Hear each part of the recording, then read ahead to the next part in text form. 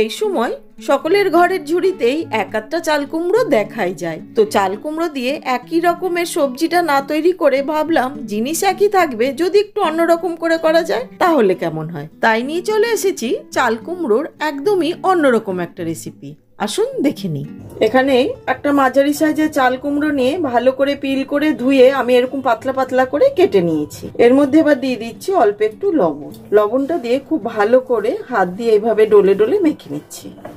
সম্পূর্ণ ভালো করে মেখে নিয়েছি। আর এই চাল কুমড়োর যে জলটা বেরোবে এটা কিন্তু ফেলবো না, এর সাথে এটাকে রেখে রাখবো। এবার কড়াইতে দিয়ে দিচ্ছি এই সাদা তেল, আর তার সাথে দিয়ে দেবো অল্প একটু ঘি। এখানে নিয়েছি তেজপাতা, তেজপাতাগুলোকে টুকরো করে নিয়েছি দুটো শুকনো লঙ্কা, 1 চামচ গোটা জিরে, আর একটা কাঁচা লঙ্কা নিয়েছি একটুখানি চিড়ে নিয়েছি। এবার এগুলি ফোড়নে দিয়ে দিলাম। ফোড়নটাকে একটু সময় ভেজে নিচ্ছি। ফোড়নটা ভাজা হয়ে গেছে। এই সময় আগের থেকে কেটে কচলে রাখা চাল কুমড়োগুলো দিয়ে খুব ভালো করে নেড়ে নিচ্ছি। কিছুক্ষণ এইভাবে চাল কুমড়োগুলিকে ভেজে নিতে হবে। এখানে গোবিন্দভোগ চাল নিয়ে আমি এই আধা ঘন্টা আগে ভিজিয়ে রেখেছিলাম। এবার এই চালটাকে 2 চামচ মতন আমি নেব। এটাকে কিন্তু পেস্ট করব না। এই যে দেখুন আমি দেখিয়ে দেব, এই যে 2 চামচ, খুব বেশি দেয়া যাবে না, তাহলে না একদম আঠা আঠা হয়ে যাবে। এবার হালকা করে এইভাবে আধা ভাঙা করে নেব।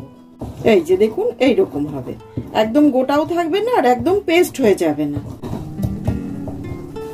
চাল কুমড়োটা দিয়ে একটু সময় নেড়ে নিয়ে দিয়ে দিচ্ছি ভাজা মুগের ডাল 2 চামচ, শুকনো খোলায় ভেজে ভালো করে ধুয়ে রেখেছিলাম। এবার দিয়ে দিচ্ছি এই যে গোবিন্দভোগ চাল, যেটা আমি এইভাবে থেতো থেতো করে নিয়েছি সেটা। তার সাথে দিয়ে দেব থেতো করে রাখা আদা আর কাঁচা লঙ্কা। এতে জল দেওয়ার দরকার নেই, চাল কুমড়ো থেকে প্রচুর জল ছাড়বে, তাতেই না সেদ্ধ হয়ে যাবে ডালটা আর চাল কুমড়োটাও। এবার ঢাকা দিয়ে দিলাম। প্রায় 5 মিনিট মতন হয়ে গেছে। এবার ঢাকাটা খুলে নিচ্ছি। একটু এইভাবে না এইভাবে থেতো থেতো করে দিতে হবে।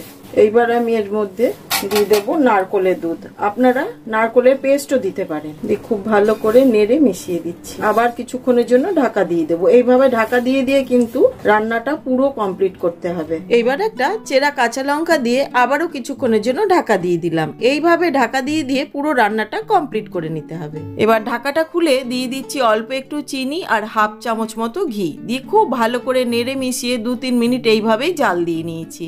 ব্যাস রেডি। এবার একটি প্লেটে সার্ভ করে দিচ্ছি। ভাত, রুটি, পরোটা সবকিছুর সাথেই চাল কুমড়োর এই রেসিপি দারুণ লাগে খেতে।